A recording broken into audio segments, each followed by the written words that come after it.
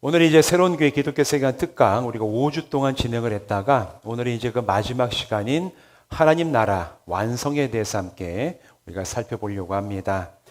그럼 우리가 시작하면서 마지막 이게 4강이 아니라 5강인데 이게 좀 순서가 숫자가 안 바뀌었네요. 마침내 이 말 하나님 나라에 대한 이야기가 우리 세계관 마지막 이제 렌즈로 우리가 볼 수가 있어요. 자, 그러면 오늘 우리가 마지막 시간을 맞이했기 때문에 다시 처음부터 간단하게 복습을 좀 한 다음에 우리 마지막 강의를 시작을 할게요. 자, 우리의 성경적인 세계관, 제가 세계관 얘기를 참 많이 하는데 여기서 말하는 세계관은 도대체 무엇과 같은가? 간략하게 얘기해서 저는 세계관을 뭐라고 비유를 말씀드렸죠? 마음의 안경이다. 이 마음의 안경과 같은데 이 성경이 증언하는 진리의 근거에서 세상을 바라보고 이해하는 일종의 마음의 안경, 그걸 우리는 철학적으로 얘기하면 인식의 틀이라고 얘기를 합니다.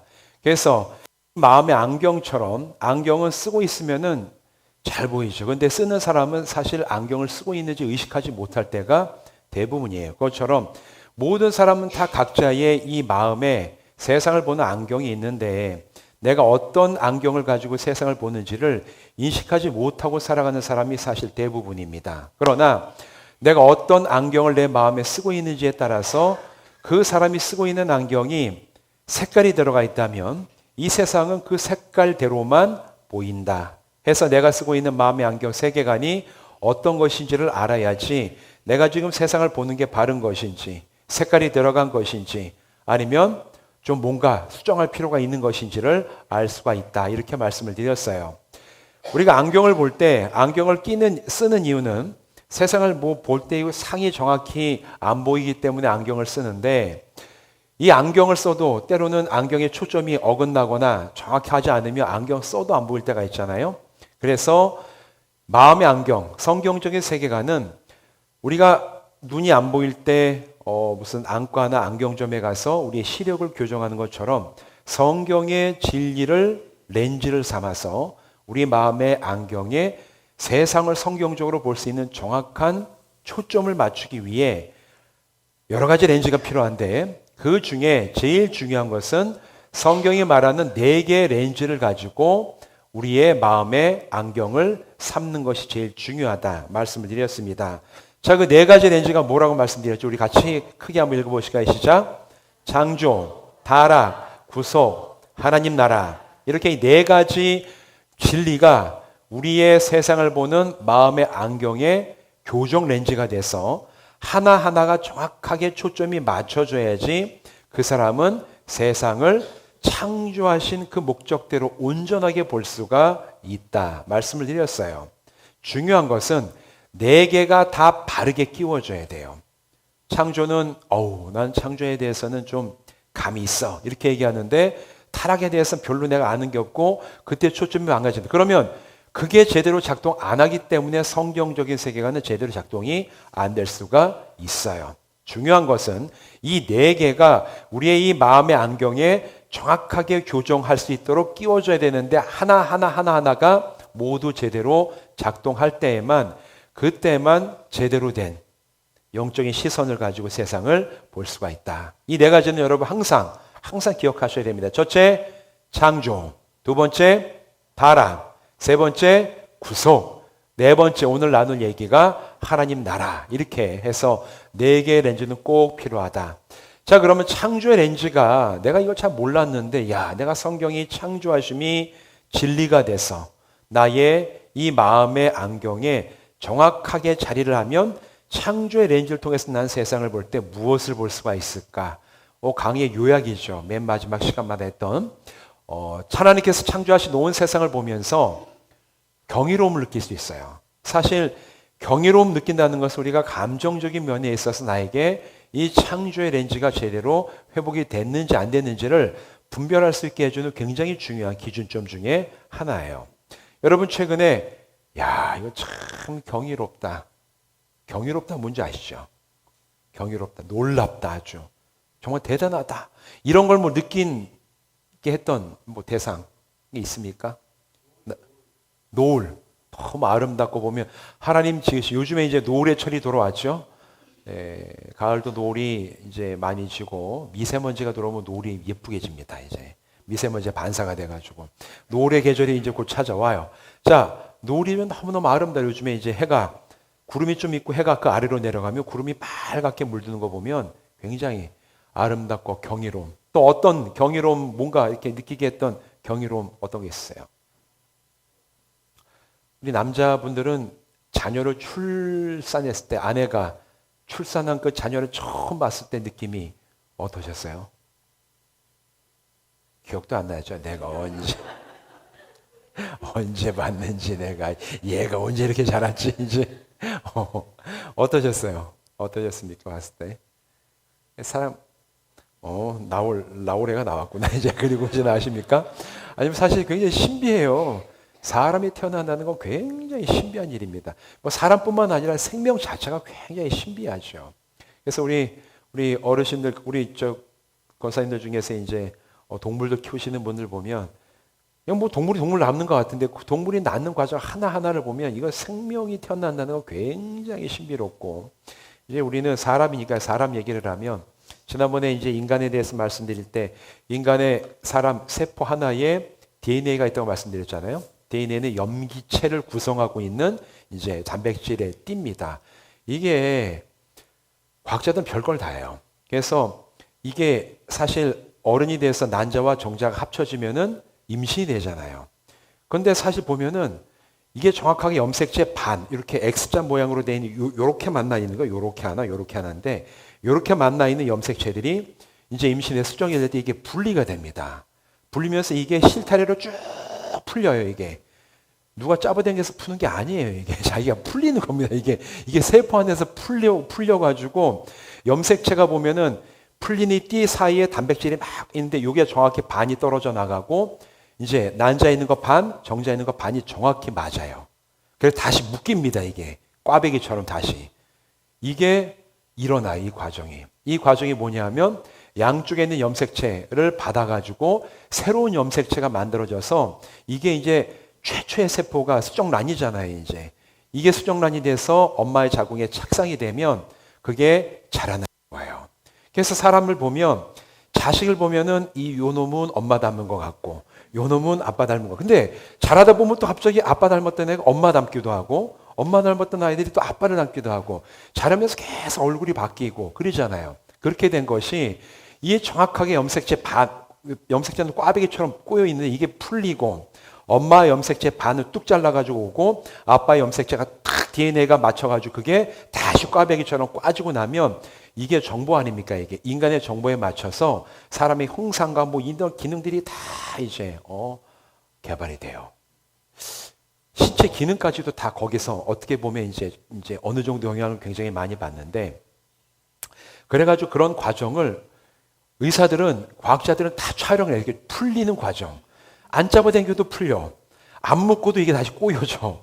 그런 것들이 이제 보면 이제 뭐 유튜브 같은 데 보면 이제 과학 채널 보면 그런 거를 촬영해 놓은 게 있는데 보면 굉장히 신비해요. 누가 시키지도 않았는데 정확하게 그 엄청나게 이거는 나노미터 단위의 이제 크기예요. 엄청나게 작은 단위인데 여기에서 만약에 DNA가 붙을 때 실수가 있다. 그러면 기억이 나오는 겁니다. 이게 정확하게 하나의 DNA와 그 위치에 가야 되는 정확히 다른 DNA가 딱 만나야 되는데 이 DNA가 만약에 이게 순서가 어긋나 가지고 이 자리에 갈 DNA들이 밀려서 갔다. 그러면 엄마의 몸이 어떻게 되냐면 자연 유산을 시킵니다. 몸이. 그러니까 대체로 유산이 되는 거는 첫 번째 이유는 DNA가 제대로 구성이 안 된 거예요. 그래서 유산을 시키는 게 몸이 알아가지고 유산을 시키는 건 얘가 이렇게 해가지고 태어나도 정상적으로 살 수 없겠구나 해서 이게 몸이 굉장히 신비한. 그래서 이걸 알아요 몸이. 그래서 자연적으로 이제 유산을 시키는 경우. 그래서 만약에 유산이 되면 너무 이렇게 그러니까 습관적으로 유산되는 거는 그거는 치료를 받아야 되지만 건강한 분이 유산이 될 경우에는 병원에서 때 이거는 인공 수정에 수정된 란에 뭐가 문제가 있기 때문에 이게 된 거다. 너무 슬퍼할 필요 없다. 다시 임신을 하면 제대로 다시 이게 DNA가 짝이 맞으면 건강한 아이가 태어납니다. 몸이 되게 신비해요. 이 신체라는 것은 신비해. 그런 걸 보고 있으면 경이로움을 느낄 수가 있어요. 사람을 봐도 느끼고. 그 다음에 여러분 가을이 되면은 이제 별 보기에 좋은 계절인데 요 뒤에 우리 뭐죠 여기? 충주 고구려 천문관 가보셨어요? 안 가보신 분 많으시죠? 항상 보면 우리 동네에 있으면 안 가. 아, 내가 뭐하러 거길 가요? 이제 그래가지고. 보통 보면 다 외지에서 와서 가지, 그 동네에 있으면 그 동네 분들은 걸라 뭐하러 가냐고. 언제든지 갈 수 있다는 게 함정이에요. 언제든지 갈 수 있기 때문에 안 가. 죽을 때까지, 이제. 그래가지고, 그런 것도 시설이 있으면, 좋은 게 있으면은 가보세요. 여기 가면은, 여기는 망원경 큰 건 아니에요. 이제 진짜 천문학 연구한 데 쓴 거 굉장히 큰 이제 망원경들 많이 보는데, 대신에 여기 가서 봐도 하늘을 보면 빛이 좀 더 환하게 보이고, 이제 태양계에 있는 별들은 이게 행성들은 잘 보입니다. 화성도 잘 보이고, 목성도 보이고, 그 다음에 토성도 보여요. 토성은 뭐가 유명하죠? 토성? 띠가 있어요. 띠. 얼만큼 크게 보일까요? 이 망원경으로 보면 이만한 알사탕 같은 게 띠가 이렇게 보이면 참 좋겠지만 안 보여요. 그렇게 아주 작게 보입니다. 아주 작게 보이는데 거기 띠가 이렇게 있는 게 보여요. 망원경에 봐도 아주 작아요. 그런데 이거를 내 눈으로 본다는 게 얼마나 신비합니까? 아주 멀리 떨어져 있는 이제 목성도 목성은 좀 더 잘 보여요. 크기 때문에. 그래서 이런 거를 보면은 사실은 하늘을 보는 사람들, 천문학자들은 그래서 신을 찾든가 무시로운 자가 됩니다. 그리고 천문학자들은 철학자들이 많아요. 왜? 하늘을 보면 경이로움, 이 광대한 이 자연 환경을 만물을 보면 이 좁은 바닥에서 인간이 아웅다웅하고 경쟁하는 별 의미가 없다는 걸 알게 됩니다. 우리 열심히 살아가지만 그냥 신이 없다라는 관점에서 우리가 열심히 사는 건 별 의미 없어요. 우리가 뭐 대단히 세상적으로 큰 일을 행해도 여러분 한 200년만 지나면 여러분 기억해 주는 사람 아무도 없어요.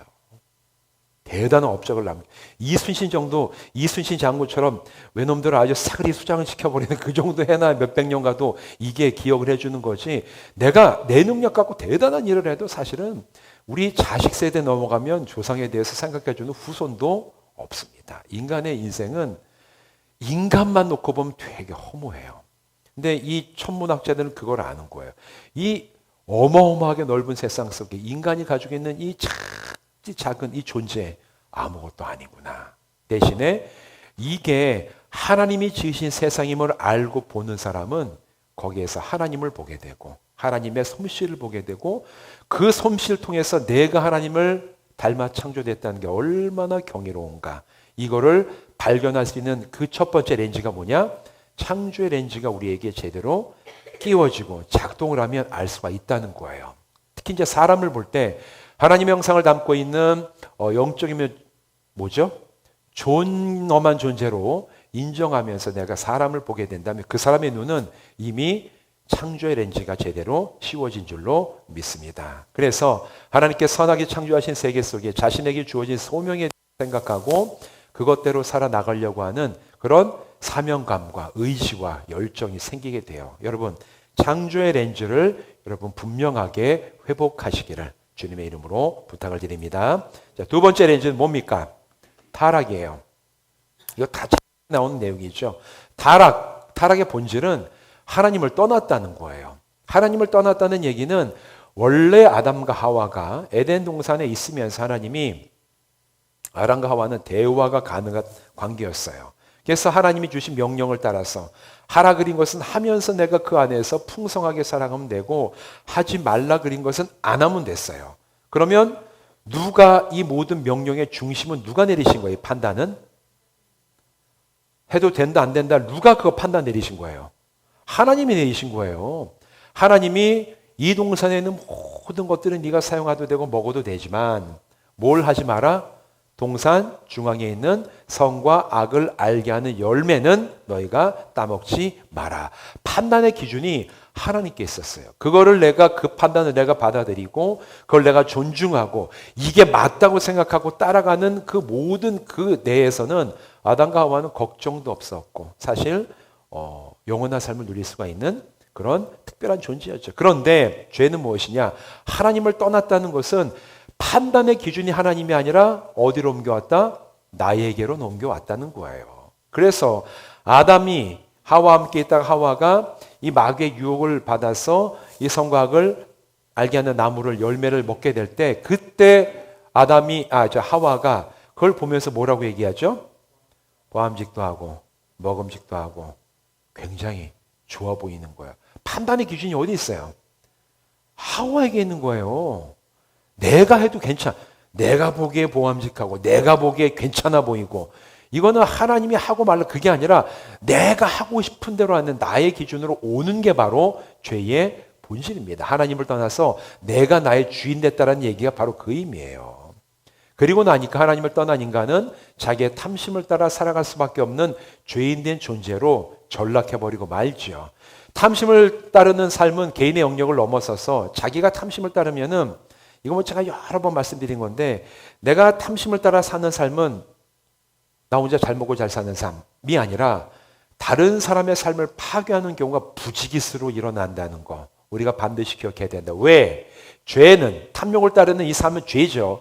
죄 짓는 개인의 죄를 짓는 삶, 죄성은 개인의 영역을 넘어서 가족, 사회, 국가, 인종, 역사 몇 대에 걸쳐서 치명적이고 광범위하게 파괴적인 영향을 주기 때문에 죄는 그래서 무서운 거예요. 죄 졌는데 죄진 이 사람만 죄 짓고 이 사람만 그 죄값 치르고 만 다음에 사실 큰 문제 안 돼. 왜? 그냥 그 사람만 그냥 벌 받으면 돼요.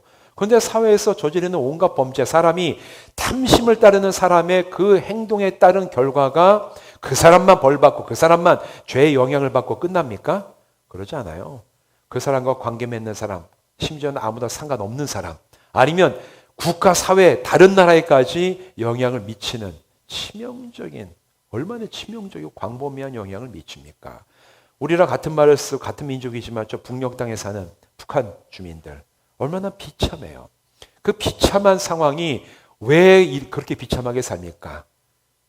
김정은, 김일성 일가에 자기들의 그 탐심을 채우기 위해서 전 나라의 국민을 거지로 만들고 있는 거 아닙니까? 자기들만 배부르게 먹고 수해로 지금 여기 떠내려가기 전에 이게 북한 방송 나오는 거 보니까 수해로 다 사람이 죽고 집도 없고 그러고 있는데, 이 김정은이는, 제가 이제 이게 녹화가 되니까 차마 욕은 못 하겠는데, 이 도야지 김정은이가 나와가지고 보니까 기차에서 연설하니까 최고급 마이바흐 벤츠 최고급 SUV를 새로 사가지고, 이게 뭐 하는 짓이냐. 사람은 지금 때려 죽어가고 있는데 자기만 괜찮아. 자기만 괜찮으면 놈이 죽던 말. 이거는 집단적인 이제 아주 기득권 1%도 안 되는 기득권, 자기의 기득권을 탐심을 따라 지키기 위해 같은 동포들이 다 죽어나가고 비참하게 살아가는 게 이렇게 제도와 국가까지도 영향을 미친다라는 거예요. 뭐가? 김정은이와 그 특권층들의 자기의 탐심을 채우려고 하는 그 삶, 죄악된 삶은 자기의 죄로만 끝나지 않고 자기의 피해로만 끝나지 않아요. 다른 사람의 삶도 생명까지도 다 파괴합니다. 이 세상은 하나님이 창조하신 선하심을 여전히 나타내요. 노을을 보면서 아름답다고 생각하는 것이나 하늘을 보면서 인생에 대해 생각할 수 있는 것은 여전히 창조하신 이 세상 가운데 하나님의 영광과 능력이 드러나기 때문에 인간은 그걸 보면서 조금이라도 하나님을 알아갈 수 있는 기회가 있어요. 그럼에도 인간의 탐욕을 쫓아서 죄를 드러내는 게 인간이 살아가는 사회의 단면이에요. 이런 걸 보면서 우리는 애통함을 느낄 때, 하나님, 어떻게 사람이 이렇게 할 수가 있습니까? 어떻게 사람이 이런 식으로 세상을 파괴할 수가 있습니까? 애통함이 느껴지는 사람은, 그분은 진짜 타락의 렌즈가 회복이 되어 세상을 보는 거예요. 뭘 느낄 때? 애통함을 느낄 때. 세상을 원래 그냥 그런 거, 이게 아니라 하나님이 지으신 세상이 이렇게 망가져가는 모습을 보고 슬퍼하고 애통함을 느낄 때, 그때 우리에게는 이 사람은 타락의 렌즈가 제대로 회복이 됐구나. 이거를 내가 스스로가 나의 영적인 안목에 대해서 진단을 할 수가 있다. 이게 이제 타락에 대해서 제가 말씀드렸던 거고, 세 번째는, 그럼 우리는 이걸 어떻게 회복할 수 있을까? 사실 인간의 역사, 인간이 또 연구하는 사상과 철학의 역사는 이처럼 인간이 살아가면서 당하는 고통과 비극을 어떻게 해결할 건가를 연구해 놓았던 인류의 지적인 사상입니다. 사상의 역사예요. 인간이 그렇게 놓은 게 아닙니다. 인간이 선사시대 이후에 역사시대에 들어오면서부터 아주 고대, 세상에서 제일 오래된 문서가 남아있는 것은 중국이에요. 중국에 보면 옛날에 은, 허, 뭐 이런 왕조들이 있어요. 은나라, 뭐 하나라 이게 5대 왕조인데 그때부터 남겨놓은 이제 역사, 서가 있거든요. 이제 중국의 고대 역사인데 거기에 보면 왕들이 어떻게 통치해야 백성들이 평안할 수 있을까 이런 걸 이제 이런 게 있는데 그만큼 인류의 역사는 사람들이 자기들이 당하는 고난, 비극, 슬픔을 넘어서기 위한 다양한 노력들을 해왔다는 걸 역사는 보여줘요. 근데 문제는 인간이 그렇게 다양한 시도를 하고 사상을 발전시키고 철학을 발전시켜서 사람이 이렇게 살면 좀 더 낫지 않겠나. 저런 걸 한번 해보면 좀 더 낫지 않겠나. 사회 제도를 좀 바꿔보면 인류가 좀 비극을 좀 컨트롤할 수 있지 않겠나. 이런 생각을 가지고 했음에도 불구하고 다 실패합니다. 왜냐하면 그런 생각과 사상과 철학까지도 인간의 죄성에 물들어 있기 때문에 그래요. 하나의 문제를 해결하면 이것 때문에 또 다른 문제가 발생. 이게 이 세상의 이 반복되는 역사의 비극 아닙니까? 제가 그래서 대표적으로 말씀드렸던 게 우리와도 현실적으로 연계가 있는 사상인 공산주의가 원래는 18세기 후반에 산업혁명이 일어났던 영국 사회를 좀 좋게 바꿔보려고 일어났던 사상과 철학인데 그러나 그게 실제로 한국과의 통치 이념이 되고 사회 시스템을 구성하는 그런 사상이 됐을 때 소련 공산주의죠. 소비에트 연방과 중공, 북한 이런 걸 볼 때 공산주의가 사람이 당하는 문제를 해결하는 게 아니라 더 심각하고 비참한 상황을 가지고 왔음을 우리는 사실 잘 배워서 알고 있죠. 왜? 사람의 사상과 철학이 인간을 완전하게 자유롭게 하고 비극에서 회복시킬 수가 없어요. 하나는 해결해도 또 다른 문제가 나와요. 또 다른 문제가. 여러분 공산주의 얘기 나왔으니까 그런데 공산주의의 실수가 뭔지 아십니까? 공산주의는 일단 유물론이에요. 물질만 있다고 봐요. 신을 부정해요. 그래서 공산주의는 영적인 거, 신적인 거 다 부정합니다. 지금도 이제 중국에 가면 선교사들을 다 지금 내쫓고 있는데 그 이유가 종교를 인정 안 해요. 공산국가이기 때문에 통치 철학이. 그러면 그 다음에 공산주의가 최고로 실수했던 게 뭐냐면 인간은 죄인이라는 것을 공산주의는 인정을 안 했기 때문에 실패한 겁니다. 인간은 죄인이기 때문에 공산주의 이념이 뭐예요? 우리 똑같은 수준으로 살자잖아요. 똑같이 생산하고 똑같이 살자. 근데 죄인된 인간은 똑같은 걸 싫어한다고 말씀드렸죠. 같은 걸 거부해요.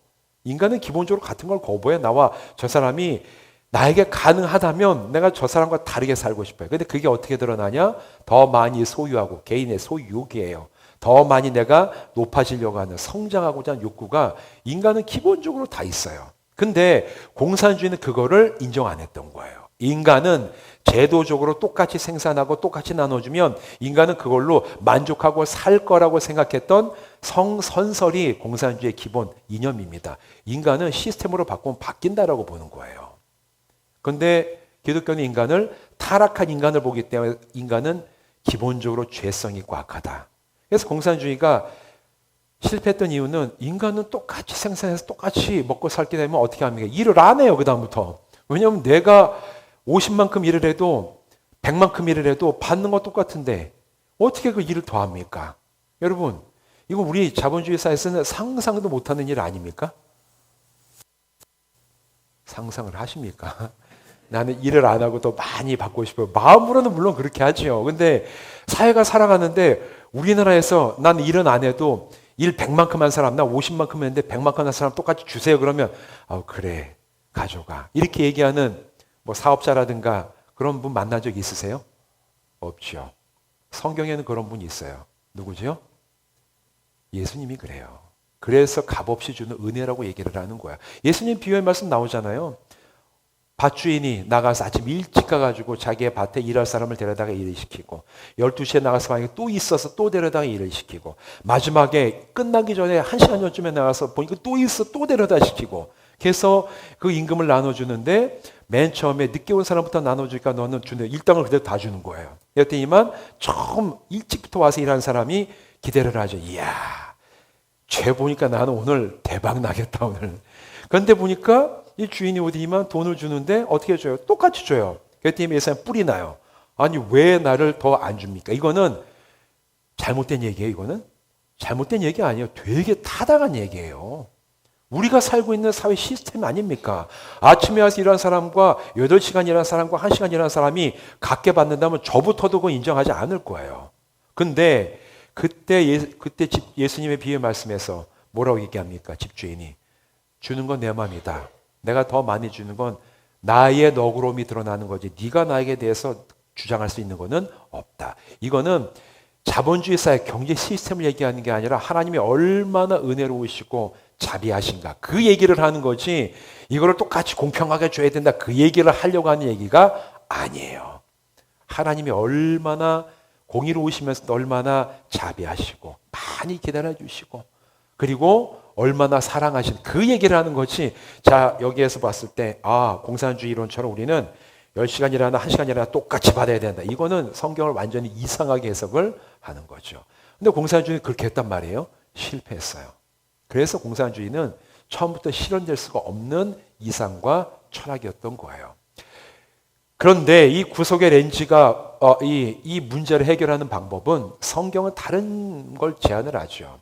인간이 죄로 인해 하나님을 떠나 창조된 세상 가운데 죄인으로 살아가며 당하는 이 모든 고난이 원인이라면 그걸 해결하는 길은 어디에 있다? 죄의 문제를 해결하면 돼요. 죄 때문에 비극이 일어나면 그 결과를 처리하는 게 아니라 죄를 일으키고 있는 그 근본 뿌리를 파내면 되는데 그게 뭐냐? 하나님이 아니라 내가 나의 중심에서 나의 탐심만을 따라 생각하는 거나 행동하는 게 죄성을 가지고 살아가는 그 길에서 벗어나는 것이 궁극적이고 근본적인 치유라고 보는 거예요. 그게 가능한 게 어떻게 가능하냐? 사람의 노력으로 가능한 것이 아니라 하나님의 아들이신 예수 그리스도가 이 땅에 오셔서 십자가에서 죽으심으로 우리의 죄가 사함받을 수 있는 길을 열어주시고 죽음에서 부활하심으로 우리가 죄의 결과인 죽음 때문에 두려워하는 거기에서 자유하게 됐을 때 그때 인간은 이 모든 비극에서 근본적으로 다른 방향으로 갈 수 있는 그 길을 여셨다. 그게 바로 구속의 렌즈가 얘기를 하는 겁니다. 예수 십자가 복음을 통해서 영혼이 회복이 되고 창조의 목적을 새롭게 발견하고 그것에 따라서 삶의 모든 부분을 살아내는 그 결단과 의지가 우리한테 생길 때 그 사람은 구속의 렌즈로 세상을 바라본다. 바라보면 바라보는 대로 살아가게 되죠. 다른 말로 얘기하면 내가 오늘 영혼구원 영혼구원 받았으니까 감사합니다. 제가 죽기 전에 다시 찾아오겠습니다. 그리고 난 다음에는 세상에 나가서 내가 살고 싶은 대로 살고 즐거워하고 싶은 대로 즐거워하다가 몸이 병이 들었을 때 내가 정주를만 그렇게 찬양하고 찾아와가지고 다시 하나님 제가 이게 아니라는 얘기예요. 제대로 구원받은 사람 구원도 제대로 받아야 돼요. 제대로 구원받아서 영원히 구원받고 구원받음이 시작됨으로 구원의 여정이 시작된 걸 안 사람은 오늘 내가 영원히 살았기 때문에 그 영혼은 나의 생각과 말과 선택과 삶의 영향을 주는 것을 너무나 잘 알고 있어서 그 선한 영향, 생명의 영향이 내 일상에까지 흘러나가서 내 삶이 이전과는 다른 방향으로 가게 되는 그 사람이 구속의 렌즈가 회복된 사람이에요. 이 쉬비도 한 다음에 가가지고는 여전히 똑같은 삶을 살아간다? 그 사람은 믿기는 믿어도 삶은 변화되지 않은 야고보서에서 나오는 죽은 믿음이라고 우리는 얘기할 수밖에 없는 거죠. 구속의 렌즈는 산 믿음에 대해 얘기를 하는 거예요. 내가 십자가 복음을 통해서 회복되었기에 주님 오늘 내가 회복된 삶을 현장에서 살아갑니다. 그리고 이 세상에 살아가면서 내가 그런 삶을 살아가기를 결단하는 의지가 생길 때 그 사람은 구속의 렌즈가 회복된 사람이에요. 여러분 회복이 됐습니까? 회복이 됐습니까? 회복이 될 예정입니까? 회복돼야 돼요. 이거 회복이 될 예정이면 언제 예정입니까? 뭐 이번 주입니까? 1년 뒤입니까? 뭐 10년 뒤입니까? 오늘이에요, 오늘. 내일 시간, 이 다음의 시간은 우리의 시간이 아니에요. 알 수 없기 때문에. 지나간 시간도 우리의 시간이 아니에요. 바꿀 수가 없기 때문에. 항상 하나님 우리에게 선물을 주세요. present. 맞죠? present 영어로 보면 선물이란 얘기고 present 영어로 보면 현재라는 의미예요. 그래서 영어 단어 한 단어에 두 가지 의미가 되게 중요해요. 현재는 하나님이 주신 선물이에요. 우리가 유일하게 뭔가 할 수 있는 시간, 오늘 현재. 미래는 우리 게 아니고 지나간 과거는 이미 우리 손을 떠났어요. 오늘 구속의 렌즈가 회복된 삶을 살아가시기를 부탁드립니다. 자, 오늘 마지막 네 번째 완성, 하나님 나라에 대한 이야기를 하는데 성경의 마지막은 요한계시록으로 끝나죠. 이 세상의 삶이 최종적인 목표가 아니라는 것을 계시록을 보면 우리는 분명히 알 수가 있어요. 여러분, 우리의 마지막 목표가 뭡니까? 한 10억쯤 벌면 인생의 마지막 목표가 완성이 됐습니까? 10억 갖고 부족합니까? 한 20억 돼야 됩니까? 그것도 결국 인생의 마지막에 가면 누가 그걸 가져갈 사람 없어요. 다 두고 가는 겁니다, 이게. 무슨 뭐 입는 수의는 뭐 몇천만 원짜리 입을 수 있어도 그 자기가 가져가는 거예요. 땅에 들어가면 썩고 화장터에 들어가면 다 타워져 버리고 마는 건데 그거는 결국 다 남겨두고 할 수밖에 없는 것인데 그게 우리의 궁극적인 목적이 될 수가 없다라는 얘기죠. 대신에 계시록은 우리에게 우리의 가장 근본적이고 궁극적인 목표가 어딘지를 얘기를 해줘요. 하나님 나라가 바로 건데 하나님 나라는 우리가 살아가는 세상과 비슷한 면도 있고 완전히 다른 면도 있음을 계시록은 우리에게 얘기를 해주고 있어요. 여러분 요한계시록 읽어보셨나요? 예전에라도. 계시록 읽어보시면 두렵고 떨리다. 보이는 게 다 불나고 지옥 가고 막 그 얘기 이제 지옥 간다는 얘기는 안 나오는데 거기 보면 이 666 가지고 하나님과 상관없이 살아가고 우리는 너무 그거에 이제 한동안 특히 이제 요즘 보면 음모론이 아주 날뛰고 있어가지고 보면 그런 이제 유튜브라든가 블로그에서 음모론 보시는 분들은 이게 체인벌 이펙트라고 편향 효과라 그래요. 그거 한번 보기 시작하면 계속 그쪽으로 보게 됩니다. 그래서 애당초 그런 걸 안 보고 안 들어가는 게 중요해요. 요건요 한참 이게 계시록과 관련돼 가지고 2014년에 한국전쟁 위기 2014년 15년 혹시 기억하세요? 미국에 있는 홍해선 여자 전도사라는 사기꾼이에요. 사람이. 아주 하나님이 자기한테 계시를 주셔가지고 한국에 전쟁이 곧 일어난다. 그래가지고 하는 얘기가 청와대 밑까지 터널이 파져 있고 어떤 분은 또 공군 장성으로 퇴역한 분인데 그분은 나와가지고 전라도 광주까지 북한에서 터널을 뚫어놔가지고 이제 스위치만 누르면 북한 군들이 다 거의 튀어나온다. 이렇게 얘기했을 때 전문가들이 한 얘기가 있어요. 만약에 북한이 전라도 광주는 고사하고 서울까지 터널 뚫는 기술이 있으면 걔네 그거 수출해도 굶어 죽지 않고 다 살 수 있다고. 엄청나게 어려운 겁니다, 이게. 터널 뚫는 것도 그렇고 북한에서부터 서울 청와대까지 그거는 전 세계 미국도 그거는 성취하지 못한 기술을 북한이 가지고 있다는 그 얘기인데 그것 때문에 얼마나 사람들이 교회에서 막 무슨 뭐 북한이 쳐들어온다 해싸고 가지고 저희 아내 친구도 이제 거기에 심취해가지고 저희 보고 저희 교회 여기 온 지 얼마 안 됐을 때예요. 이제 우리 이제 2015년 이거 우리 여기 떠나야 되나 그럼 이제 그럼 어디로 올라가야 되는가 이제 뭐 그런 얘기했던 북한이 쳐들어오면 아스바 여기는 어디로 가지? 여기 비행장이 위험한데 이게 걔네가 이 미사일을 쏠 텐데 이게 성능이 좋아가지고 비행장만 떨어지면 참 좋을 텐데 이게 여기저기 막 떨어질 거란 말이에요. 이게 충주호도 있고 하니까 여기 있다 야 미사일 맞을 수도 있겠다 야 이제 그런 뭐 이제 얘기를 했던 기억이 나는데 사람들이 보면 이 종말에 대한 이야기를 가지고 모든 이단은 다 종말을 얘기합니다. 종말을 이야기하는 이유는 사람들을 불안하게 만드는 거예요. 성경 말씀을 교묘하게 왜곡해서 불안하게 만들어서 그 다음은 뭐냐? 너 이 종말에 불안하니까 여기 들어와야 돼. 신천지, 하나님의 교회, 뭐 이런 데 다 구원파 이렇게 와가지고 뭐냐? 들어오면 그거예요. 여기밖에는 구원이 없다. 딴 데 구원 가면 니네 구원 못 받는다. 이만희도 마찬가지. 바곡스 뭐 다 똑같아요. 장길차. 처음에 들어오잖아요. 그 다음에 하는 얘기가 절차가 있어요. 자, 곧 종말이 온다. 지금 내가 가지고 있는 재산을 다 기록한다. 실시. 쫙 기록해요. 진짜예요. 그 하는 이단들은 딱 돈을 뺏기 위한 게 이단의 목적입니다. 다. 한 다음에 그 다음에 뭐냐? 돈을 기록한 다음에 자, 그러면 뭘 해냐냐 우리가. 이 돈 하나님 나라 오면 아무 소용없다.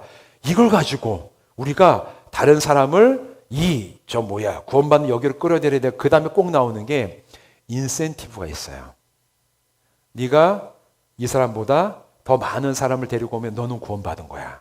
그런데 내가 신천지를 예를 들면 신천지에서 5명을 전도해 왔어요. 그러니까 내가 보통 이단들은 14만 4천 명 리스트를 쓰거든요. 14만 4천, 14만 3,990명에 내가 딱 올라갔어. 근데 내일 보니까 옆에 있는 애가 8명을 데려왔네. 그러면 걔는 14만 4천 1명이 되니까 떨어지는 거야, 이게. 모든 이단은 그래요. 경쟁을 시킵니다. 무한 경쟁. 근데 그런 경쟁을 시키면서 그때 뭘 가지고 척도를 하냐? 얼마나 잘 냈냐? 자기네한테 헌금을 얼마나 했냐? 얼마나 잘 데리고 왔냐? 이걸 가지고 무한 경쟁을 시키면서 사람의 등골을 빼먹어요. 안 믿으세요? 저는 이런 분들 많이 봤어요. 그리고 대학원 때 2단 이제 연구하는 이제 그런 과목을 들으면서 패턴이 똑같구나. 내용은 달라. 패턴 똑같아. 결국 마지막에 어떻게 되냐면 재산 다 날려. 인간관계 다 파괴돼. 가정 다 파괴돼. 먹고 착취할 게 없으면 나가도 별 상관 안 해요. 이단들은. 왜? 더 이상 빼내 먹을 게 없기 때문에. 그래서 사람들이 다 만신창이가 되면 그때서야 이게 뭐가 잘못됐었구나. 그래서 이단은 반사회 집단이라고 그러는 거예요. 이건 신앙의 문제가 아니라 신앙적으로는 당연히 문제. 근데 이거는 우리 입장에서 신앙적인 교리 문제인데 국가 입장에서는 우리 종교의 자유가 있는 이 국가에 참 이게 마이너스한 요인 이런 거예요. 반사회 집단을 어떻게 할 수가 없어요. 헌법이 보장해 주기 때문에. 이게 반사회 집단이에요. 그래서 여러분 절대로 이단을 가볍게 여기지 마세요. 내 자식들이나 항상 진짜 깨어가지고 얘네가 정상적으로 있는가 감시하신 다음에 요걸 가지고 얘기하냐. 종말론을 가지고 다 사람들을 깨어내는데 마지막 때에 대한 대표적인 말씀 중에 하나가 베드로후서 3장 10절 13절. 누가 하나 읽어봐서 좀 읽어보시겠어요? 베드로후서 3장 10절과 13절의 말씀이 종말에 대해서 이제 이단들이나 아니면 문자적 근본주의 사람들이 주장하는 말씀 중에 하나예요. 한번 찾으시면 크게 좀 읽어주세요.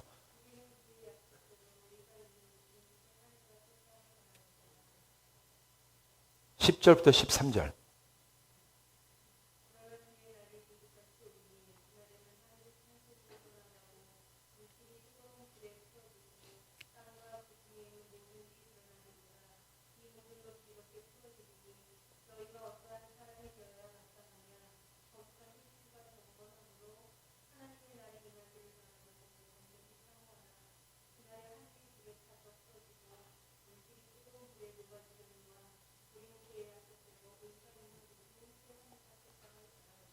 아멘. 자, 여기 보면은 그날에 대한 묘사가 어때요? 하늘이 다 불에 타서 없어지고 모든 것이 다 풀어지고 녹는다는 얘기 다 풀어지고 막 이렇게 얘기하는데 이제 이 구조를 바라보는 신학적인 입장에 따라 계시록이나 종말에 대한 이해가 조금씩 바뀝니다. 이거를 문자 그대로 이거 온 지구 다 타서 없어질 거다. 그러니까 이 사람들이 극단적으로 주장하면 핵전쟁이 일어나야 이제 주님이 오신다. 그렇게 주장하는 사람들이 이제 문자적 근본주의자들이 이제 그렇게 얘기를 해요. 왜냐하면 베드로후서 3장 10절 13절에 그렇게 얘기해요. 불에 타 없어지고 뜨거워지고 이게 다 녹아버리고 여러분 전쟁 중에 핵전쟁이 되게 묘사 비슷합니다. 이게 그 전쟁이 벌어나. 그래서 이렇게 돼야 된다. 그럼 이런 생각과 신학을 가지고 있는 사람들은 어떻게 하냐 하면 자연보호 같은 거 할 필요가 없어요. 진짜의 결과가. 왜? 다 없어질 건데, 다 풀에 타서 없어질 건데, 이거는 다 파괴돼도 괜찮고, 망가져도 괜찮고, 이런 식으로 접근하는 게 문자적 근본주의를 가지고 있는 사람들의 특징입니다. 근데, 우리의 이제 입장은 복음주의예요. 감리교는 복음주의고, 이제 장로교는 개혁신학을 이제 바탕으로 했는데, 거기서 바라보는 마지막 하나님이 오시는 그때, 하나님 나라가 임하는 때는 달라요. 베드로서 그렇게 해석하지 않습니다. 변화가 되고 새하늘과 새 땅이 드러내는 과정이라고 보는 거예요. 그게 무슨 전쟁이 일어나가지고 뭐 핵전쟁이 일어나서 싹 다 녹아버리고 없어지는 게 아니라 그래서 이제 이 종말을 바라보는 게 이단은 이제 떼놓고라도 각각의 어떤 사람들이나 집단에 가지고 있는 신학적인 이해에 따라 가지고 종말에 대한 관점이 좀 달라져요. 강조점도 달라지고. 그래서 아주 보수적인 교단에 있는 분들은 자연보호 뭐 이게 기후 위기 이런 거 안 해도 된다고 생각해요. 왜냐하면 어차피 다 불타서 없어질 건데 뭐하러 그런 거 하냐. 미국의 정치도 여기 영향을 받습니다. 트럼프는 기후 이런 거 자기 거짓말이라고 생각하는 사람이잖아요. 트럼프는 온난화고 거짓말이라고 봐요. 멀쩡하다고 봅니다. 근데 그 사람을 지지하고 있는 미국의 근본주의자들의 생각이 이런 거예요. 이걸 뭐하러 보호하냐. 그러면은 그 트럼프 지지하는 것처럼 다 개발해가지고 우리가 쓰고 끝내면 되지. 어차피 하나님 오실 때 다 타서 없어질 걸 뭘 보존을 하고 뭘 보호하고, 이게 생각이 달라요, 완전히.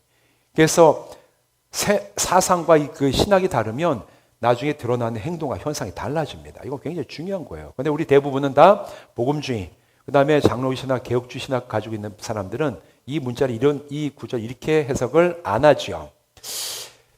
그런데 더 중요한 게 있어요. 베드로후서 전서보다 더 중요한 본문이 있는데 어디냐면 요한계시록 2장 21절부터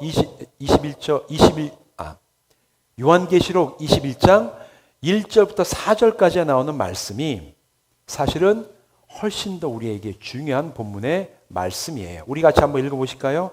계시록 21장 1절부터 4절까지 말씀을 같이 읽어보시겠습니다. 시작.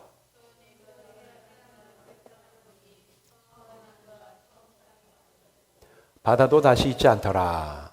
또 내가 보매 거룩한 성새 예루살렘이 하나님께로부터 내려오니 그 준비한 것이 신부가 남편을 위하여 단장한 것 같더라.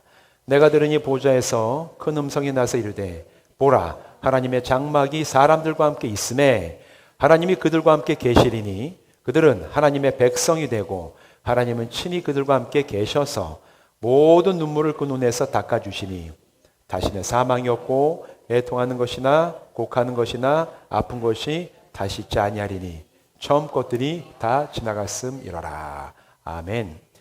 우리가 기독교 세계관의 마지막 네 번째 렌즈가 되는 근거의 가장 중요한 말씀은 사실은 오늘 읽은 요한계시록 21장에 나오는 그런 말씀이에요.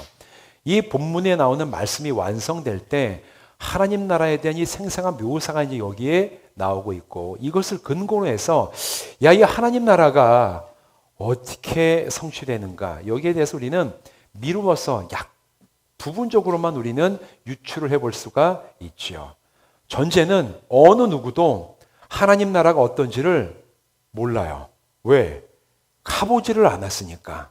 그 얘기는 유튜브에서 하나님 나라 갔다 왔다고 하는 사람들의 얘기는 99.9%는 의미 없는 얘기다. 사기꾼일 가능성이 많고, 또 어떤 것은 자기가 본 게 비몽사몽의 기도 중에 봤던 게 그게 진짜 하나님 나라가 아니라 자기 혼자 스스로 생각했던 것들이 그냥 보인 걸 수도 있어요. 그래서 중요한 건 유튜브나 간증 집회 같은 데 가서 제가 지옥도 가고 천국도 가고 그런 거 첫 번째는 안 가는 게 제일 낫고, 두 번째는 보더라도 그건 저분의 개인적인 생각이구나, 그렇게 생각하셔야지. 저분이 보니 신령해가지고 얘기를 들어보니까 천국에 있고 지옥이 저러고 해가지고 저렇구나. 그건 성경이 얘기하는 게 아니에요. 우리의 기준은 성경이고, 하나님 나라에 대해서도 그리고 지옥에 대해서도 성경이 얘기하는 데까지만 가서 멈추면 돼요. 왜? 하나님께서 만약에 우리에게 하나님 나라에 가는 그런 신앙을 온전하게 갖추고 온전한 이 세계관을 갖추는데 더 필요했으면 하나님께서 더 알려주셨을 겁니다. 그러나 여기까지 말씀하시고 그쳤다면 이걸로 충분한 줄로 믿습니다. 이걸 넘어서는 건 사람의 그냥 과도한 호기심이에요. 이것만 있어도 충분해요. 충분해. 근데 내가 총 같더니만 이제 예전 어릴 때 들었던 저 간증 중에서 하나, 이제 제가 진짜 이게 초등학교 6학년 때인가 중학교 1학년 때 들었던 건데, 그때는 이제 그 천국 갔다 온 간증 얘기가 유행이었어요. 그래가지고 86년도쯤에 집회를 했는데 감리교 목사님 중에 한 분이었어요. 그래가지고 와서 집회한다고 했었는데 그분이 천국 갔더니 그 천국에 갔더니 자기가 하늘을 막 날아다니다 내가 잘 아는 사람을 만났다. 호기심이 생겨. 누굴 만난 거지? 그랬더니만 그 당시에 이제 수원에 가면 북성감리교라고 있어요. 북성감리교 담임 목사님이 교통사고 나서 돌아가셨어요. 그런데 자기가 하늘을 막 총에서 떠다니다 보니까 사람 만났는데 그 북성감리교 돌아가신 목사님을 자기가 만났다. 저 어린 나이에도 저는 분별력이 있었습니다. 이게 뭔 소리야 이게 지금. 북성감리교 목사님 왜 만나? 왜 날아다녀 이제. 제 의심이 많은 사람이라. 여러분 이거 그냥 거짓말이에요. 다 그냥 자기가 강사비 받으려고 이제 다니시는 분이에요. 나중에 이제 그게 드러난 거죠. 그런 관점 그때는 유행이었었는데 근거도 없고 성경에 그런 얘기, 그렇게 성경에는 하늘을 날아다닌다는 얘기 자체가 없습니다. 천국에서 그걸 막 가지고 막 간증을 하고 사람들이 하면 처음에는 창세기에 나오는 말씀이랑 창세기인가 욥기서면 시작은 미약하지만 나중은 창대해져요. 간증하는 사람들의 이야기를 처음 보면은 소박해요. 근데 회가 거듭될수록 우주전쟁이 일어납니다. 이제 나중에 가면 점점 확대돼가지고 간증이라는 게 그래요. 그래서 여러분 간증을 때로는 들을 필요도 있죠. 우리가 정말 고민되고 날 때. 근데 간증 너무 좋아하지 마세요. 간증 너무 좋아하면 이게 사람이 사실이 아닌 거에 빠질 가능성이 많습니다. 간증보다도 우리의 주는 바로 성경을 읽고 성경을 통해 주시는 하나님의 말씀을 우리가 붙잡아야 될 줄로 믿습니다. 그리고 최근에 제가 CBS 이제 그런 나오는 그거 뭐죠? 내가 매일 새롭게 왔어서 내가 매일 기쁘게 이런 거 보면 종종 이단들이 나와요. 여러분 예전에 권신찬이라고 박옥수 이제 그게 있는데 그 사람이 극동방송의 이사였어요. 저 남쪽에서. 그 사람이, 그러니까 왜냐하면 돈 있고 그러면은 방송국에서 불러요, 이게. 그러니까 이게 자꾸 이제 그러니까 이제 여기서는 이단 연구하는 사람들 왜 이 사람 부르냐, 지금. 신사도 운동하는, 막 금리빨 만들고 막 이런 사람들. 왜 부적절한 사람들을 방송국에 자꾸 부르냐. 그 얘기는 거기서 오면 돈을 줘요, 방송국에. 그렇기 때문에 그런 건 너무, 무슨 CBS 나왔다고, 극동방송 나왔다 이 사람이 신학적으로 정통신학이라는 보장이 없어요. 우리는 그래서 그런 거 방송에 나온 거에 대한 권위를 너무 가지지 마세요. 방송에 나오고 무슨 유튜브에 나와서 아주 구독자 수가 많다? 그게 그 사람이 하나님 앞에서 바른 신앙을 가지고 있다는 증거가 기준이 될 수가 없어요. 이단들 종종 나옵니다. 그래서 그 분별 없는 사람들은 가끔씩 이단들이 찬양하는 거 저에게 어떤 분들을 보내주세요. 보니까 찬양이 엄청 멋져. 아래 보니까 이제 중국에서 온 이단이 동방봉계라는 이단이 있어요. 이게 진천에도 가면 삽니다. 동방봉계 와가지고 이런 사람들이 기독교 찬양 같은 거 부르는 게 너무 잘 불러. 이단들의 특징은 보여주는 거 너무 잘해요. 그래서 문선명도 리틀 엔젤스 극단도 가지고 발레다 다 왜냐 보여주는 거에 굉장히 치중을 합니다. 그리고 미국도 가면 몰몬교회 가면 유타주에 가면 유타주의 솔트레이크가 이제 몰몬교회 거기인데 몰몬교에 가면 그 성전이 있어요. 태버나클이라고. 정말 예쁩니다. 보면 그런 거에 대해서 사람들에게 왜 눈에 보이는 게 중요하기 때문에. 그리고 몰몬교회 태버나클 콰이어라고 전 세계 최고의 합창단이 있는데 그런 걸 통해서 사람들이 이제 데리고 오는 거예요. 이게 그렇기 때문에 여러분 눈에 보이는 거에 너무 권위를 두지 마세요. 우리에게 주신 말씀으로 우리는 충분한 줄로 믿습니다. 바로 여기 이 말씀만 가지고도 천국 지옥 간증 없어도 우리는 하나님 나라 갈 수 있는 충분한 믿음을 가질 수가 있어요.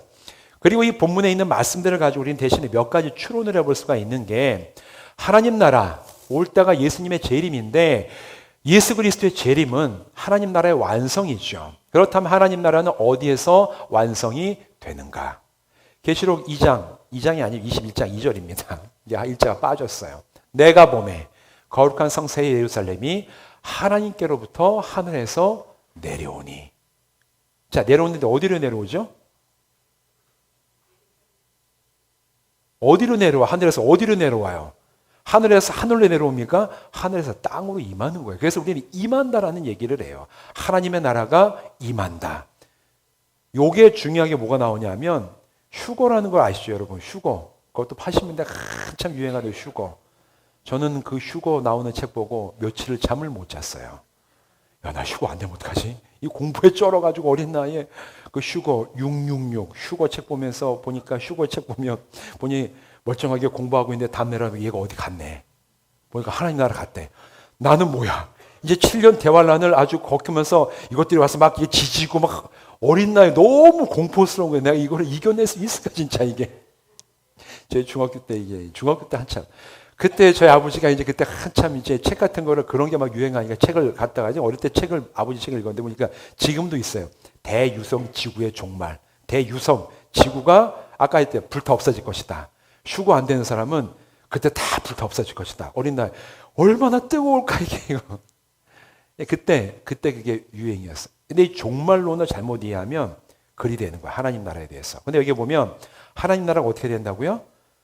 우리가 샥 올라가서 하늘에 둥둥 떠 사는 게 아니에요. 하나님 나라는 하늘로부터 임한다.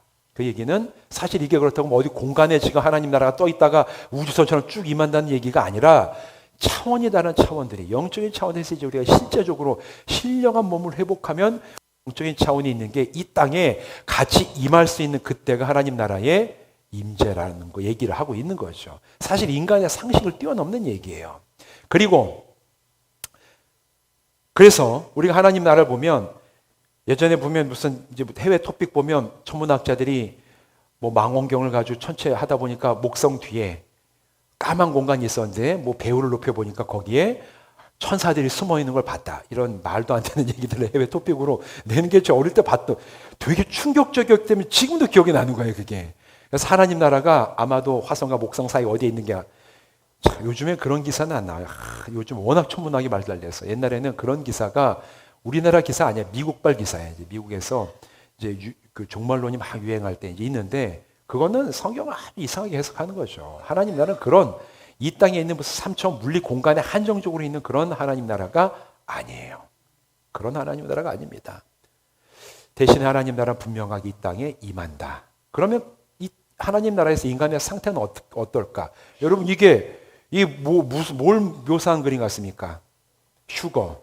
여러분 저렇게 되면 여러분 다행이에요. 근데 저래 안 되고 여기 아래 남아있으면 어떻게 됩니까? 와서 마귀가 666 찍고 이제 사람 톱으로 썰고 이제 어릴 때 우리가 들었던 게 다 그런 얘기니까 이게 얼마나 두렵겠어요. 근데 여러분 그거 아세요? 성경에는 휴거라는 얘기는 한 곳도 안 나옵니다. 성경에 있는 용어가 아니에요. 사람들이 만들어낸 개념인데 누가 만들어내냐면 안식교인들이 만들어낸 개념이에요. 그게 안식교인의 풀네임 정확한 전체 얘기가 뭔지 아세요? 제7일 안식교라 있는데 그거 말고 더 있죠. 재림 예수 제7 안식교인가? 제7 안식일 재림 예수교 SDA가 이제 그 얘기죠. SDA라는 게 거기서 왜냐하면 안식교는 신학적으로 보면은 환란이 오거나 휴거가 된다는 게 거의 교리입니다. 굉장히 문자 근본주의인데 그래서 이 안식교에서 그 교리에 따라서 만들어낸 용어가 휴거라는 용어가 거기서 나왔어요. 그러니까 우리는 한국교회는 되게 근본주의적인 신앙생활을 지금 많이 안 그러는데 옛날에 그랬어요. 근본주의 신앙을 가지고 있기 때문에 안식교 교리와 되게 비슷한 면이 많아요. 안식교 교리인지 모르고 갖고 와서 얘기하는 것들이 많은 것 중에 하나가 이제 휴거 중에 하나였어요. 그래가지고 어린 학생들과 그 당시에 기독교인들을 굉장히 공포에 쩔게 만들었던 저 이제 그림이 휴거 그림이에요. 근데 하나님 나라가 완성될 때 인간은 어떤 상태로 부활하여 변화되는가? 신령한 몸으로 부활한다. 성경은 얘기해요. 요한계시록, 그 다음에 사도 바울의 서신, 요한서시 쭉 보면 거기에 나오는 적그리스도, 사도 요한이 적그리스도라는 얘기를 많이 쓰거든요. 적그리스도를 뭐 이제 대적하고 딱 나오는데 적그리스도에 대한 그 편지 안에서의 개념이 뭔지 아세요? 적그리스도 누가 적그리스도냐면 예수 그리스도가 몸으로 부활하셨다는 것을 거부하는 자는 다 적그리스도예요. 그 얘기는 뭐냐? 예수께서 부활의 첫 열매가 되셨다라고 성경은 증언을 하는데 그 부활은 우리도 그럼 따라간다는 거. 왜냐하면 예수님이 첫 번째라는 얘기는 그 뒤를 이어서 두 번째, 세 번째가 나온다는데 그 두 번째, 세 번째 쫙 이어지는 게 누구냐? 바로 우리예요. 그리스도인인데 그리스도인이 그럼 어떻게 부활하느냐? 신령한 몸으로 부활하는 겁니다. 근데 이게 초대교회 때부터 이것 때문에 엄청난 이단의 논쟁이 있었어요. 왜? 초대교회는 영지주의 이단이 있으면서 영지주의 이단은 몸의 부활을 다 부인해요. 영적인 부활. 영의 불멸설을, 영혼 불멸설을 얘기하다 보니까 부활 뭐 이런 건 다 육신은 없어지고 영혼만 남아서 우리 식으로 얘기하면 귀신만 날아다니는 거죠, 이제. 귀신만 막 이렇게 날아다니는 게 이제 부활의 개념이라고 봤는데 성경 신약은 처음부터 마지막까지 일관되게 예수 그리스도께서 몸으로 부활하셨다. 그리스도의 몸의 부활을 부인하는 모든 자는 적그리스도다. 그렇게 얘기하고 있는 그 왜 중요하냐? 오늘날 우리가 잘못하면 휴거를 이런 식으로만 이제 부활을 이런 식으로 얘기하면 우리도 마치 무슨 영체처럼 그러나 성경 요한계시록 얘기하는 하나님 나라는 영혼끼리 모여 사는 그런 세계가 아니라 부활한 몸, 그러나 지금과 같은 몸이 아니라 신령한 몸으로 부활한 그리스도인들이 함께 모여서 하나님의 창조의 목적을 따라 살아가는 나라가 바로 성취된 이 땅에 임한 하나님 나라가 될 줄로 믿습니다. 이게 요한계시록 얘기하는. 자, 그래서 여러분 앞으로 우리가 부활 얘기하면 여러분 제일 중요한 게 뭐라고요? 몸의 부활. 성경이 얘기하는 몸의 부활이 제일 중요해요. 우리는 몸으로 부활할 것입니다. 그런데 그 몸은 신령한 몸이 되어서 더 이상 죽음을 경험하지 않고 지금 내 모습은 다 불완전하지만 그때 부활한 몸은 완전한 몸. 왜? 하나님께서 창조하실 때 죄가 없던 그때에 처음 만드셨던 그 상태의 몸으로 우리를 회복하셔서 신령한 몸으로 하나님의 영광을 보면서 우리가 함께 살게 될 줄로 믿습니다. 이게 우리가 믿는 예수님의 재림에 대한 인간의 상태. 이것도 그러면은 목사님 사람들은 그러면은 음식을 먹나요? 여러분 부활하면 음식을 먹을까요? 안 먹어요? 먹어요? 뭘 먹어요, 그럼 우리는? 이게 우리가 알 수 없는 게 많이 있어요. 대신에 이걸 유추해 볼 수 있는 거 있어요. 왜? 예수님께서 부활하시고 난 다음에 제자들과 식사를 여러 번 하십니다. 우리가 신령한 몸으로 이제 부활하더라도 예수님처럼 부활한다 그러면 우리는 식사 정도는 하겠구나. 그 외에는 몰라요. 왜? 성경이 거기까지만 얘기해 주니까 이제 뭐 이렇게 손을 비비면 피가 나지 안 나지 이거 몰라요. 이거는 가봐야 알아. 그게 중요하지 않기 때문에 성경은 거기에 대해서 얘기를 안 해요. 그러나 성경이 얘기하는 데까지만 가지고 우리가 추론한다면 식사는 하는 몸이 아마 신령하고 부활한 몸이 되지 않을까. 왜? 예수님이 그러셨기 때문에 성경 얘기해 주는 때까지만 가서 멈추면 됩니다. 그걸로 충분해요. 자, 그러면 문화에 대해서 인간이 발전시킨 문화. 요즘 우리 사는 이 문화가 얼마나 발달이 되어 있어요. 그 발달된 문화만큼 타락도 되게 심각해지는데 그러면 인간이 발전시킨 이 문화와 문명은 이 완성의 때 하나님 나라가 임할 때 단절될 것인가 아니면 연속성을 가질 것인가. 다른 얘기로 하면 아까 베드로 이제 후성가에 거기 봤던 것처럼 다 불타 없어질 것이냐 아니면 뭔가 연속성을 가지고 나갈 것이냐. 근데 성경에서 얘기하는 요한계시록 21장에 보면 하나님의 영광을 나타내는 문화로 연속성을 가지고 완성될 것이라고 우리는 미루어 짐작할 수 있어요. 왜냐하면 거기에 보면 요한이 볼 때 하나님 나라가 이 땅에 임하는 그 하나님 나라를 봤을 때 꼭 뭐 같다고 얘기했죠? 하늘로부터 새 예루살렘이 임한다. 예루살렘. 요한이 봤던 예루살렘은 찬란한 도시였어. 하나님의 나라, 하나님의 성전이 있는 곳이었고 많은 사람들이 와서 세계 각국의 문화가 모여 있는 이제 그런 곳이었어요. 굉장히 큽니다. 예루살렘은 도성으로는. 근데 이 사도 요한이 볼 때 자기가 환상 가운데 봤는데 하나님께서 보여주신 그 하나님의 나라가 임하는 그 하나님 나라를 보니까 마치 예루살렘 같더라. 예루살렘이 땅에 있는 예루살렘이 위로 뽑혀 올라가다 다시 임한다는 얘기가 아니에요. 이거는 위에서 임하는 하나님의 나라가 마치 예루살렘처럼 보였더라. 그 얘기는 찬란한 문명이 그대로 예루살렘 그때 예루살렘은 문명이 발달됐던 문화에 이제 발달됐던 곳인데 예루살렘처럼 뭔가 우리가 보기에 예루살렘처럼 보이는 그런 문화가 거기 하나님 나라에 있었기 때문에 요한은 자기가 쓸 수 있는 표현 중에 알아들을 수 있는 용어로 예루살렘 같았다. 예루살렘, 새 예루살렘이라는 단어를 쓰는 거예요. 그렇게 볼 때 연속성을 가지고 있다고 보는 게 보통은 대부분의 복음주의라든가 보수주의 이제 신학자들이 보는 관점이고 중요한 건 하나님 나라는 또 새 예루살렘은 에덴으로의 복귀가 아닙니다. 어떤 분들은 초대교회로 돌아가자 것처럼 하나님 나라는 에덴으로의 복귀라고 생각해서 우리 다 나뭇잎으로 이렇게 띠 만들어 있고 이제 알몸으로 뛰어다니는 그런 게 아니라 하나님의 역사는 직선의 역사입니다. 발전해가는 그 시간을 가지고 있을 때 하나님은 지금 우리에게 주신 이 창조성을 가지고 다양한 문명을 만들어냈는데 지금은 인간의 죄성으로 타락했어요. 그러나 하나님 나라가 다시 임할 때 타락성은 이제 사라지고 왜? 회개하고 주님의 구원받은 자들만 그 도성에 들어가게 되니까 그때는 우리가 누리는 이 문명이 죄에서 자유해져서 하나님의 놀라운 영광을 드러내는 문명으로 새롭게 뿌리내리게 될 것이다 라고 보는 게 성경적인 세계관으로 바라보는 하나님 나라에 대한 기대예요. 그래서 사실 저는 그게 맞다고 생각해요. 그럼 우리가 부활한 다음에 뭐 할 거냐? 부활하면 여러분 뭐 하고 싶으세요? 하나님 나라 가서. 이게 말씀드렸죠. 어떤 분은 천국 갔다 왔는데 천국은 골프장이더라. 이제 해가지고 365일 영원히 골프만 칠 수 있는. 여러분, 그건 자기가 하고 싶은 거지 그게 하나님 나라입니까? 그게 이 땅에서 하고 싶은 거지. 아무것도 안 한다. 과연 그럴까? 그러나 여기에서 묘사하는 하나님 나라에 대한 이 단서들을 보면 아, 거기도 문명이 있겠구나. 문명이 있다는 얘기는 사람들이 창의적인 일을 한다는 얘기예요. 일을 한다는 얘기예요. 아, 뭔가 지금은 알 수 없지만 죄에서 완전해진 사람들이 하는 일이 있겠구나. 이걸 우리는 기대할 수가 있죠. 그리고 이 완성, 새 창조는 전 우주적으로 일어난다. 새 예루살렘은 이 땅이 드러난 하나님 임재의 핵심이 될 것이다. 핵심. 그러나 하나님의 영광이 피조 세계에 드러날 것이다. 온 우주 만물 사이에 하나님의 영광이 드러날 것이고, 또한 새 예루살렘뿐만 아니라 하늘과 땅 전체가 타락으로 인하여 왜곡된 창조의 목적에서 이제는 하나님의 영광을 나타내는 회복된 영역에 속하여 새롭게 재창조함을 받게 된 세계로 바뀔 것이다. 이게 성경이 얘기하는 하나님의 창조 얘기예요. 그런데 이건 언제 이루어지느냐? 여러분, 하나님 나라가 언제 이루어지죠?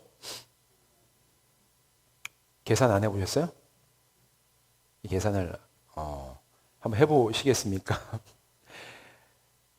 한국교회, 이게 한국교회 역사가 짧아요. 그러다 보니까 한국교회 내에서도 그 계산했던 분들이 많이 있어요. 조윤기 목사님 유명했어요.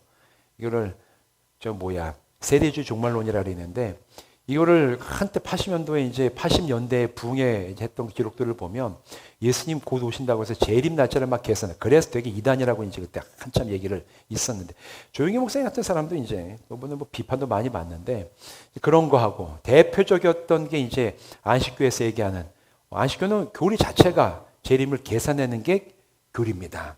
안식교에서 대표적으로 3번의 시기를 계산을 해서 1800년대 후반에 이제 한번 온다 해가지고 그때 다 안식교 교인들이 미국에서 엘렌 화이트라는 이제 그 교주 있어요. 이제 그 사람이 예언을 받으면 그 성경처럼 똑같은 권위를 갖습니다. 거기에 가서 이제 날짜는 제가 기억을 못 하는데 다 예수님 오실 걸 다 기대하고 왔는데 안 왔어요. 그래가지고 안 와가지고 그때 어떻게 됐냐면 그 안식교에 디프레션이라는 굉장히 실망기가 있었는데 그때 교리를 안식교에서 바꿉니다. 어떻게 바꾸냐면 조사 심판 교리라는 게 나와요. 예수님이 재림은 하셨다. 재림을 하셨는데 지금 눈에만 안 보일 뿐이다. 대신에 뭐 하고 계시냐? 주님이 부활하셔가지고 얘네가 지금 제대로 살고 있는지 않는지를 조사하고 심판하고 계시다. 그 기간 동안. 그러니까 재림이 2번 있어요. 안식교에서는. 이미 하신 재림이 있고 그 다음에 예수님이 조사 심판 교리는 조사하고 심판해서 마지막 또 한 번의 재림이 있을 때 그때 조사해서 너희는 다 아웃이야. 할 그 기간이 지금이라는 거야. 조사 심판 교리라는 게 있어서. 그래서 이제 그거 만들어내가지고 굉장히 비판 많이 와요. 이상구 박사가 지난번에 나와서 이제 그 안식교 탈퇴한 다음에 비판했던 게 그거예요. 조사 심판 교리 이런 건 다 거짓말이다. 이제 잘못됐다. 그렇게 자꾸 계산하지 말라 그랬는데 계산하면서 그게 무리수가 되니까 그걸 보완하는 이제 이게 잘못된 교리를 가지고 있는 사람들의 특징입니다. 버려야 되는데 그걸 자꾸 보완을 해나가려고 해요. 그러다 보니까 더 이거는 이제 회복되기 힘든 상황으로 이어진다. 그러나 분명한 것은 성경은 하나님이 오시는 날, 그러니까 예수 그리스도의 재림의 날은 누구에게 속해 있다? 아버지에게만 속해 있어요. 아들이 예수님조차도 알지 못한다. 제자들이 이스라엘을 회복할 때가 이때니까 그날과 그때는 너희가 알 바가 아니요. 아버지만 아신다. 아들도 모르는 게 예수님 아들도 모르는 게 그날과 그 시인데 그거를 사람이 그 유한한 지식으로 계산한다는 건 이거 기본적으로 성경의 이 진리와 배치가 되죠. 근데 인간은 본능적으로 죽을 줄 알면서도 호기심을 가지고 있는 존재가 인간이에요. 인간과 고양이가 죽을 줄 알면서도 호기심 가지고 불에 갔다가 튀어 죽는다 이제. 그렇게 되는 게 아니라고 하는데 궁금하고 언제쯤 오실래나 이제 해가지고 막 계산을 하는. 그러나 궁금해요. 오시면 언제쯤 오실까? 이때쯤일까? 저때쯤일까? 하지만 중요한 건 때가 우리가 계산하는 게 중요한 게 아니라 오늘을 내가 바른 신앙인으로 잘 살아가고 있는가? 그게 중요하지. 그러면 알게 되면 그럼 예수님이 오시는 게 2030년이면 내가 2028년쯤에 회개하고 한 2년은 내가 열심히 살아가야 되겠다. 이게 아니라는 얘기예요. 이게. 그거는 하나님께 속한 영역이고 우리는 오늘 나에게 주어진 오늘이라는 이 시간을 최선을 다해서 온전한 믿음의 사람으로 살아가는 게 우리가 해야 될 일인 줄로 믿습니다. 성경적 세계관으로의 변화를 통해 이 땅에서부터 바라보게 된 회복과 새 창조는 결국 하나님께서 완성하신다. 그러나 그 때와 시는 알 수가 없다. 중요한 건 오늘 내가 어떻게 믿음을 살아내느냐. 그게 하나님께서 우리에게 원하시는 것이다. 자, 이 완성의 렌즈가 회복이 되면 어떤 일이 일어나느냐. 현실 속에서 기독교 세계관으로 우리 변혁이 낙관주의 또는 패배주의로 기울어지지 않도록 한다. 이 얘기는 뭐냐면 두 가지예요. 하나님 나라가 곧 임하게 된다 그러면 포기해. 이게 이단들의 특징인 거예요. 지금 현실을 무시하고 다 여기에다가 애들이 하는 식으로 몰빵을 하라는 거예요. 그러니까 청년들한테 직장도 버리게 하고 막 이제 이런 식이 잘못됐다라는 거예요. 그리고 그 반대쪽은 아니 지금까지 하나님 나라가 안 왔는데 뭐 언제 오겠어? 아주 게으른 잘못된.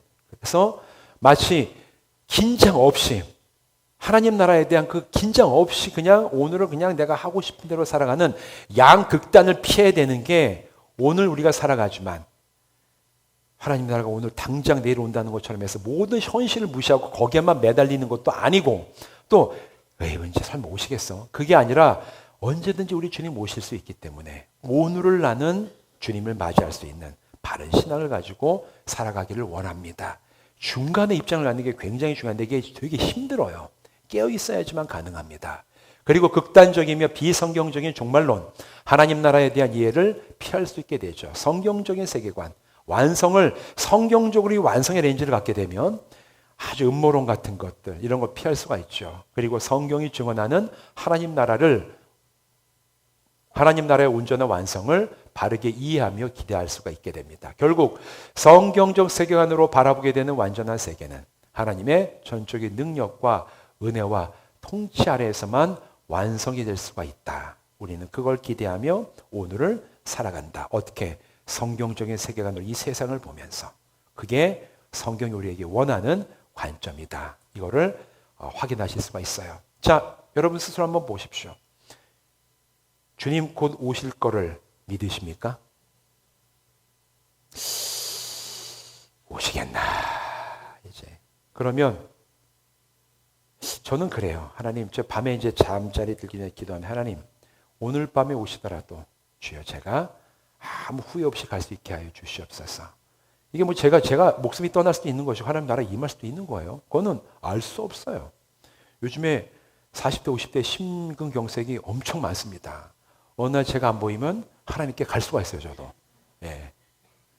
뭐, 알 수가 없어요. 사람의 인생을 어떻게 알 수 있겠습니까? 중요한 건 오늘 하나님 나를 부르셔도 주여, 제가 하나님 나라에 하나님 제 최선 다해 살아왔습니다. 이제 부르시니 감사합니다.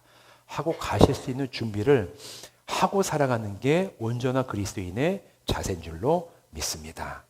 그걸 하라는 거예요.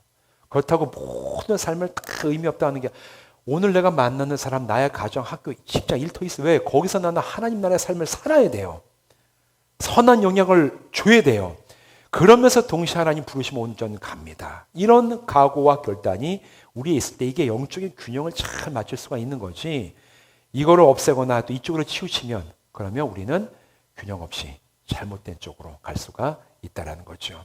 마지막, 그러나 우리가 이 모든 것을 경험하고 하나님 나라를 체험하는 그때는 주여, 저의 속 안에 죄의 지식에 있는 게 아니라 하나님의 능력 안에 전적으로 있는 줄로 믿습니다. 이게 우리의 고백이 되어야 됩니다. 자, 이걸 가지고 이제 세계관 탐사 원정대 시간이 다 됐습니다. 다음 주에요. 7일, 일주일 남았는데 여러분 기도 좀 해주셔야 돼요. 그날 태풍과 날짜가 겹칩니다. 지금 제가 살면서 제가 태풍을 검색해 본 적이 없는데 15, 16, 17, 18호가 발생이 됐어요. 지금. 그래서 매일 제 아침마다 일어나면 태풍의 경로를 추적을 합니다. 제가 무슨 기상학자도 아닌데 이렇게 올라올래나 이제 해가지고 막 보는데 다른 건 상관이 없는데 18호 태풍이 지금 한반도로 올 가능성이 되게 많아요. 그런데 이게 올라올 저 기상학자들이 예측해 놓은 거 보니까 우리가 7일에 뜨는데 6일에 우리나라 현해탄 쪽에 일본이랑 한국 사이를 지나갈 가능성이 있어요. 좋으세요? 가는 사람은 저 속이 타요, 지금 저는. 이 태풍은 비행기가 안 떠요, 잘못하면 이게. 모든 일정이 다 미뤄진다고요, 이게. 하나님, 좀 일찍 오게 해주세요. 좀 이제 빨리 지나가든가 늦게 오든가. 왜 하필이면 비행기 타고 가는 그날에 지금 이럴까? 그래도 지금 시간 일주일 남았어요. 여러분 기도 좀 해주셔야 됩니다. 주님 빨리 가든가 늦게 가든가 아니면 아래로 돌든가 주여 역사하여 주시옵소서 해서 이번에 우리가 가는 이제 일본 가게 되는데 일본에 이제 저 시민단체 계신 할아버지도 제가 한 분이 연락이 돼서 일본 분이 있어서 나가사키의 구남도랑 일본 한국 사람이 징용 가서 많이 죽었어요. 그 나가사키에서. 그걸 일본 정부는 은폐를 하는데 시민단체는 다 자료를 찾아내 가지고 다 전시해 놓습니다. 근데 그 시민단체에 있는 할아버지 80몇 세 할아버지 일제시대 때 태어난 분이에요. 그분이 거기서 한국말로 설명을 해주시는데 만났어요. 제가. 그래서 그때 4월 달에 갔다가 10월에 저희 교인들이 옵니다. 그러니까 자기가 그때까지 살아있으면 해주겠다. 자기가 직접 교인들이 오면. 제가 메일 들었으면 살아계신지 했더니 막 살아계시더라고요. 해서 오면 해주겠다. 그래서 제가 뭐 설명해도 되지만 가면 일본 사람, 일본 분이 자기 민족이 저질렀던 그런 만행에 대해서 피해자인 한국 사람에 대해 설명해 주는 걸 우리가 들으면서 굉장히 의미가 있다고 생각을 해요. 우리끼리 분노하고 막 이게 아니라 우리는 분노하려고 가는 게 아니에요. 우리가 어떻게 하면 이런 비극을 반복하지 않을 수 있을까를 연구하는 거죠. 화내려고 하는 게 아닌데. 그래서 그런 것들이 우리에게 이 여행팀에 좀 좋은 계기가 될 것 같은데 그러려면 비가 오지 말아야 돼요, 지금. 그래가지고 여러분 비가 오지 않고 안전하고 좋은 날씨가 될 수 있도록 뭐 금식까지는 하지 마세요. 뭐 금식까지 안 해도 꼭까지 할 필요는 없고 그래서 아침 저녁으로 꼭 기도를 해주시기를 부탁을 드리고 가서 일본 우상 숭배가 되게 심해요. 우상 숭배가 아니라 하나님을 섬기는 것이 이 나라에 퍼진다면 하나님 나라에 대한 기대를 가지고 이 일본 사람들이 살아간다면 삶이 어떻게 바뀔까 이런 것들도 우리가 직접 가서 뭐 신사도 보고 그들이 저질렀던 어떤 그런 일들도 보면서 우리가 한번 생각하고 또 배우고 오는 그런 계기가 되기를 바랍니다. 자, 완성의 렌즈를 회복하고 오늘 마지막이니까 완성의 렌즈뿐만 아니라 성경적인 세계관 전체를 온전하게 회복하여 이 땅에 살지만 하나님께서 주신 그 성경적인 관점의 세상을 바르게 보고 또 하나님 나라를 바라보고 소망하면서 그 나라의 가치관과 기준을 따라 오늘 나에게 주신 오늘의 삶을 믿음을 따라 성실하게 살아가는 모든 성도 되시기를 주님의 이름으로 부탁을 드립니다. 기도하시겠습니다. 하나님, 오늘 우리가 5주에 걸쳐서 성경적인 세계관 무엇인지 또 우리가 어떻게 적용할 수 있을지 살펴보았습니다. 하나님, 아무 생각 없이 살아가면 우리는 세상에 물들 수밖에 없는 존재임을 고백을 합니다. 그러나 우리에게 성경을 주시고 믿음을 주셨사오니 우리가 이 성경에 있는 진리로 나의 마음의 안경을 삼아서 온전하게 이 세상을 바라보며 정말 성경이 원하고 가리키는 그 방향대로 진리를 따라 살아가는 우리 모든 새로운 교회 성도들 되게 하여 주시옵소서. 성령님 역사하시기를 기대합니다. 나의 지식과 지혜로 완성할 수 있는 게 아니라 성령께서 우리를 변화시키실 때 우리가 성경적인 세계관으로 새로워지게 될 줄로 믿사오니 주님 우리를 붙드시고 세계관을 변화시켜 주시옵시고 변화된 그 관점을 가지고 세상을 보고 나를 보고 사람을 보며 정말 하나님의 뜻과 섭리에 합당한 삶을 살아갈 수 있는 저희들로 단단하게 세워 주시옵소서. 함께 하실 주님을 찬양하고 예수님의 이름으로 간절히 축복하며 기도하옵나이다. 아멘.